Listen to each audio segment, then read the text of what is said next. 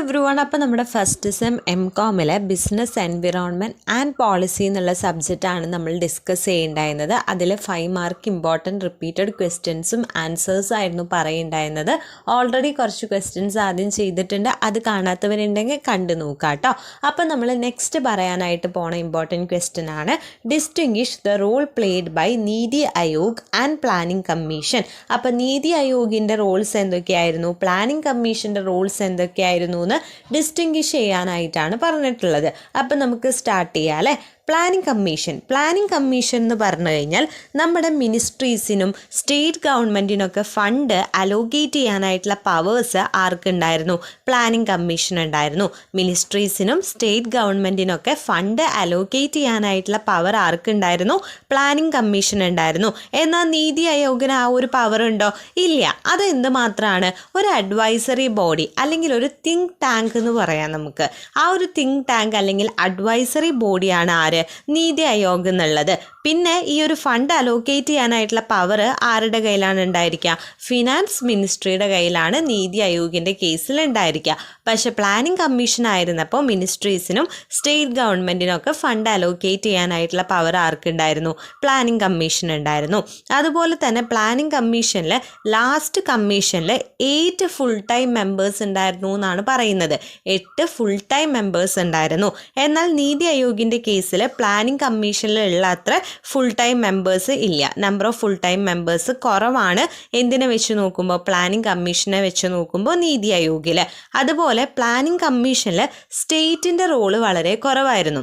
സ്റ്റേറ്റ്സിൻ്റെ role limited ആയിരുന്നു. എവിടെ വരെ? നാഷണൽ ഡെവലപ്മെൻറ്റ് കൗൺസിൽ വരെ മാത്രമാണ് സ്റ്റേറ്റിൻ്റെ റോള് ഉണ്ടായിരുന്നുള്ളൂ. അതുപോലെ നമ്മുടെ പ്ലാനിൻ്റെ മീറ്റിംഗ് വരുമ്പോൾ ആനുവൽ ഇൻട്രാക്ഷൻ്റെ ടൈമിലും ഡ്യൂറിങ് പ്ലാൻ മീറ്റിംഗ്സിൽ ആനുവൽ ഇൻട്രാക്ഷനിലുമാണ് സ്റ്റേറ്റിൻ്റെ റോൾ ഉണ്ടായിരുന്നുള്ളൂ. വളരെ ലിമിറ്റഡ് ആയിരുന്നു പ്ലാനിംഗ് കമ്മീഷനിൽ സ്റ്റേറ്റ്സിൻ്റെ റോൾ എന്ന് പറയുന്നത്. എന്നാൽ നീതി ആയോഗിൽ സ്റ്റേറ്റ് ഗവൺമെൻറ്റ്സ് കുറച്ചുകൂടി സിഗ്നിഫിക്കൻ്റ് ആയിട്ടുള്ള റോൾസ് പ്ലേ ചെയ്തിട്ടുണ്ട്. പ്ലാനിംഗ് കമ്മീഷനെ വെച്ച് നോക്കുമ്പോൾ സ്റ്റേറ്റിൻ്റെ റോള് കുറച്ചുകൂടി സിഗ്നിഫിക്കൻ്റ് ആണ് എന്തിൽ? നീതി ആയോഗിൽ. അതുപോലെ പ്ലാനിംഗ് കമ്മീഷനിൽ സെക്രട്ടറീസിനെ ആണെങ്കിലും മെമ്പർ സെക്രട്ടറീസിനെ ആണെങ്കിലും എല്ലാം നമ്മൾ അപ്പോയിൻമെൻറ്റ് ചെയ്യുന്നത് യൂഷ്വൽ പ്രോസസ്സിലൂടെയാണ്. പ്രത്യേകിച്ച് ഒരു അപ്പോയിൻമെൻ്റ് ഒന്നുമില്ല. യൂഷ്വൽ ആയിട്ടുള്ള പ്രോസസ്സിലൂടെയാണ് സെക്രട്ടറീസിനെയും മെമ്പർ സെക്രട്ടറീസിനെയും ഒക്കെ അപ്പോയിൻറ്റ് ചെയ്യുന്നത്. എന്നാൽ നീതി ആയോഗിൻ്റെ കേസിൽ സെക്രട്ടറീസിനെ CEO ആയിട്ടാണ് നമ്മൾ കണ്ടിരുന്നത്. ആ സിഒനെ അപ്പോയിൻറ്റ് ചെയ്യുന്നത് ആരാണ്? പ്രൈം മിനിസ്റ്ററാണ് അപ്പോയിൻറ്റ് ചെയ്യുന്നത്. അപ്പോൾ സെക്രട്ടറീസിനെ നമ്മൾ നീതി ആയോഗിൽ CEO ആയിട്ട് ചീഫ് എക്സിക്യൂട്ടീവ് ഓഫീസറായിട്ടാണ് കണ്ടിരുന്നത്. ആ ചീഫ് എക്സിക്യൂട്ടീവ് ഓഫീസറിനെ അപ്പോയിൻറ്റ് ചെയ്യുന്നത് ആരാണ്? പ്രൈം മിനിസ്റ്ററാണ്. അതുപോലെ പ്ലാനിംഗ് കമ്മീഷനിൽ നമ്മൾ പാർട്ട് ടൈം മെമ്പേഴ്സിന് പ്രൊവിഷൻ കൊടുത്തിരുന്നേ ഇല്ല. ഓക്കെ, നമ്മുടെ ഫുൾ പ്ലാനിംഗ് കമ്മീഷനിലും അവിടെ ഒരു പ്രൊവിഷനും നമ്മുടെ പാർട്ട് ടൈം മെമ്പേഴ്സിന് ഉണ്ടായിരുന്നില്ല. പക്ഷേ നീതി ആയോഗിൽ അങ്ങനെയല്ല. നമുക്ക് മെമ്പേഴ്സിൻ്റെ ആ ഒരു നീഡ്, ആ ഒരു വർക്ക് കൂടുമ്പോൾ നമുക്ക് എപ്പോഴാണോ ടൈം ടു ടൈം ആ ഒരു നീഡ് വരുന്നത്, അപ്പം നമ്മൾ എന്ത് ചെയ്തിരുന്നു? പാർട്ട് ടൈം മെമ്പേഴ്സ് നമ്മുടെ കയ്യിൽ number of part time members ഉണ്ടായിരുന്നു എന്നാണ് പറയണത്. പ്ലാനിംഗ് കമ്മീഷനിൽ ആ ഒരു പാർട്ട് ടൈം മെമ്പേഴ്സിനൊരു പ്രൊവിഷനേ ഉണ്ടായിരുന്നില്ല എന്ന് പറയുന്നുണ്ട്. അതുപോലെ പ്ലാനിംഗ് കമ്മീഷനിൽ കമ്മീഷൻ റിപ്പോർട്ട് ചെയ്യേണ്ടത് ആരുടെ അടുത്താണ്? നാഷണൽ ഡെവലപ്മെൻറ്റ് കൗൺസിലിൽ എന്തുണ്ട്? സ്റ്റേറ്റ് ചീഫ് മിനിസ്റ്റേഴ്സും ലെഫ്റ്റനൻറ്റ് ഗവർണേഴ്സും ഉണ്ട്. ആ ഒരു കൗൺസിലാണ് റിപ്പോർട്ട് ചെയ്യേണ്ടത്. ഇവിടെ നീതി ആയോഗിലും ഗവർണിംഗ് കൗൺസിൽ എന്ന് പറയുന്നത് ആരാണ്? സ്റ്റേറ്റ് ചീഫ് മിനിസ്റ്റേഴ്സും ലെഫ്റ്റനൻറ്റ് ഗവർണേഴ്സും തന്നെയാണ്. ഓക്കെ അല്ലേ? അപ്പോൾ ഇത്രയാണ് നീതി ആയോഗും പ്ലാനിംഗ് കമ്മീഷൻ്റെ റോൾസ് അവർ പ്ലേ ചെയ്തതിൻ്റെ ഒരു ഡിഫറൻസസ് അല്ലെങ്കിൽ ഡിസ്റ്റിങ്വിഷ് എന്ന് പറയുന്നത്. ഓക്കെ അല്ലേ? ക്ലിയർ അല്ലേ? ക്വസ്റ്റ്യൻ ആണ്, what is globalisation? Discuss its advantages and disadvantages. എന്താ ഗ്ലോബലൈസേഷൻ? അതുപോലെ തന്നെ എന്തൊക്കെ അഡ്വാൻറ്റേജസ് ആണ് അതിനുള്ളത്, എന്തൊക്കെ ഡിസഡ്വാൻറ്റേജസ് ആണുള്ളത്? ഗ്ലോബലൈസേഷൻ എന്ന് പറഞ്ഞു കഴിഞ്ഞാൽ ആ ഒരു ടേം, ഗ്ലോബലൈസേഷൻ എന്നുള്ള ടേം എന്താണ്? ഇൻ്റർനാഷണൽ ഇൻ്റഗ്രേഷൻ ആണ് അല്ലേ. അതായത് എന്ത് ചെയ്യുക? നമ്മുടെ ട്രേഡ് ഓപ്പൺ അപ്പ് ചെയ്യുക, വേൾഡ് ട്രേഡായിട്ട് ഓപ്പൺ അപ്പ് ചെയ്യുക. അതുപോലെ തന്നെ വേസ് ഓഫ് കമ്മ്യൂണിക്കേഷൻ അഡ്വാൻസ് ചെയ്യുക, ഡെവലപ്പ് ഡെവലപ്മെൻറ്റ് കൊണ്ടുവരിക, ഫിനാൻഷ്യൽ സെക്ടറിൽ ഇൻ്റർനാഷണലൈസേഷൻ കൊണ്ടുവരിക, അതുപോലെ തന്നെ മൾട്ടിനാഷണൽ കമ്പനീസിൻ്റെ ഇമ്പോർട്ടൻസ് ഇൻക്രീസ് ചെയ്യുക, പേഴ്സൺസിൻ്റെയും ഗുഡ്സിൻ്റെയും ക്യാപിറ്റൽ ഡാറ്റയുടെയും ഐഡിയാസിൻ്റെയും ഒക്കെ മൊബൈലിറ്റി ഇൻക്രീസ് ചെയ്യുക. അതായത് എല്ലാവരിലേക്കും എത്തിക്കുക.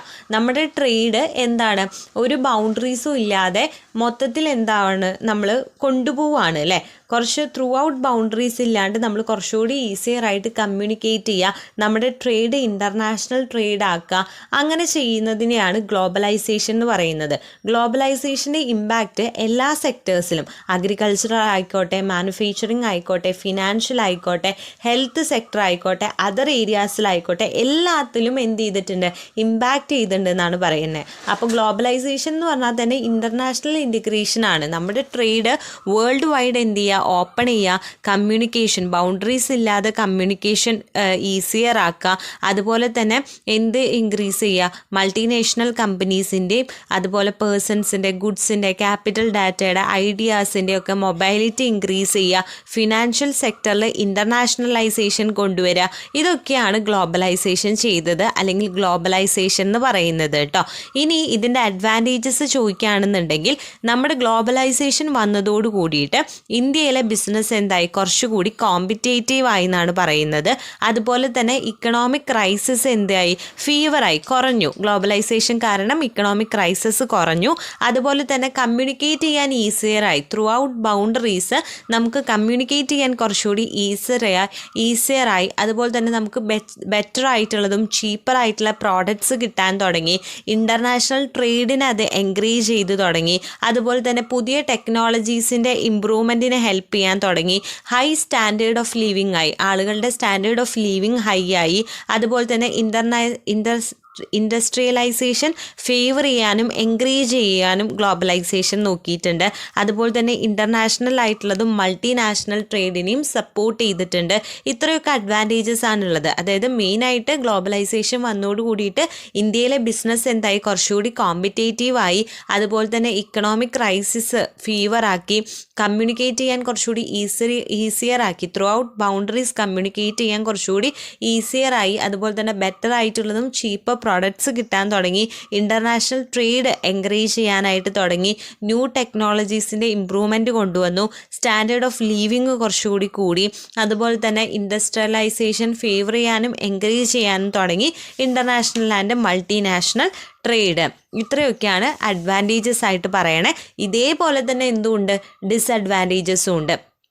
എന്തൊക്കെ ഡിസഡ്വാൻറ്റേജസാണ്, ഗ്ലോബലൈസേഷൻ വന്നോട് കൂടിയിട്ട് നാച്ചുറൽ റിസോഴ്സസ് എക്സ്പ്ലോയിറ്റേഷൻ ചെയ്യാനായിട്ട് തുടങ്ങി അല്ലേ. നാച്ചുറൽ ആയിട്ടുള്ള റിസോഴ്സസിനെ ചൂഷണം ചെയ്യാനായിട്ട് തുടങ്ങി. അതുപോലെ തന്നെ ഒട്ടും കൺട്രോൾ ഇല്ലാണ്ട് മണി എന്ത് ചെയ്തുകൊണ്ടിരിക്കുകയാണ്, സർക്കുലേഷൻ ചെയ്തുകൊണ്ടിരിക്കുകയാണ്. അപ്പം നമുക്ക് നോൺ കൺട്രോൾഡ് ആയിട്ടുള്ള സർക്കുലേഷൻ വന്നു. അതുപോലെ തന്നെ ബിസിനസ് മാനും കമ്പനീസും കുറച്ചുകൂടി നമ്മുടെ സൊസൈറ്റിയിൽ എന്തായി, ഡോമിനൻ്റായി. അവരാണ് കുറച്ചുകൂടി മുൻപന്തിയിൽ നിൽക്കുന്നതെന്നുള്ള രീതിയിലായി. അതുപോലെ തന്നെ അവർ സ്മോൾ ബിസിനസ്സിനെ ഒട്ടും എൻകറേജ് ചെയ്തിരുന്നില്ല, ഡിസ്കറേജ് ആണ് ചെയ്തിരുന്നത്. അതുപോലെ തന്നെ ഡെവലപ്പിംഗ് കൺട്രീസിലൊക്കെ വർക്കേഴ്സിനെ എന്ത് ചെയ്യാനായിട്ട് തുടങ്ങി, എക്സ്പ്ലോയിറ്റേഷൻ ചെയ്യാനായിട്ട് തുടങ്ങി. ഇൻഇക്വാലിറ്റി ഇൻക്രീസ് ചെയ്തു. നേരത്തെ പറഞ്ഞ പോലെ ബിസിനസ്മാനും കമ്പനീസും ഡോമിനൻ്റ് ആവാൻ തുടങ്ങി. അതുകൊണ്ട് തന്നെ ഇൻഇക്വാലിറ്റി ഇൻക്രീസ് ചെയ്തു. അതുപോലെ തന്നെ ചീപ്പറായിട്ട് ലേബർ മാർക്കറ്റിനെ എക്സ്പ്ലോയിറ്റ് ചെയ്യാനായിട്ട് തുടങ്ങി. ലോക്കൽ ബിസിനസ്സസ് കുറഞ്ഞു, ലാക്ക് ഓഫ് ലോക്കൽ ബിസിനസ് വന്നു ഈ ഒരു ഇൻ്റർനാഷണൽ ട്രേഡൊക്കെ വന്നോട് കൂടിയിട്ട്. അപ്പോൾ ഇതൊക്കെയാണ് ഡിസഡ്വാൻറ്റേജസ് ആയിട്ട് പറയുന്നത് കേട്ടോ. അപ്പോൾ ഇത്രയാണ് ഗ്ലോബലൈസേഷൻ്റെ ഡിസഡ്വാൻറ്റേജസും അഡ്വാൻറ്റേജസും ഉള്ളത്. അപ്പോൾ ഈ പറഞ്ഞ ക്വസ്റ്റ്യൻസ് ഓക്കെ ആണ്, ക്ലിയർ ആയെന്ന് വിചാരിക്കുന്നു. ഈ ഒരു വീഡിയോ യൂസ്ഫുൾ ആയെന്ന് വിചാരിക്കുന്നു. വീഡിയോ യൂസ്ഫുൾ ആയിട്ട് ഇനി ഇതുപോലത്തെ ഇമ്പോർട്ടൻറ്റ് വീഡിയോസ് കിട്ടണമെന്നുണ്ട് നമ്മുടെ ചാനൽ ഇതുവരെ സബ്സ്ക്രൈബ് ചെയ്തിട്ടില്ല എന്നുണ്ടെങ്കിൽ ജസ്റ്റ് ഒന്ന് സബ്സ്ക്രൈബ് ചെയ്തേക്കുക. പിന്നെ നിങ്ങൾക്ക് എന്തെങ്കിലും ഡൗട്ടോ സജഷൻസോ ഉണ്ടെങ്കിൽ കമൻറ്റ് ബോക്സിൽ കമൻറ്റ് ചെയ്യുക. ഇതിൻ്റെ നോട്ട്സ് നമ്മുടെ ടെലിഗ്രാം ഗ്രൂപ്പിൽ നമ്മൾ കൊടുക്കുന്നുണ്ട്. അതിൽ ജോയിൻ ചെയ്യാത്തവരുണ്ടെങ്കിൽ അതിലും ജസ്റ്റ് ഒന്ന് ജോയിൻ ചെയ്തേക്കാം കേട്ടോ.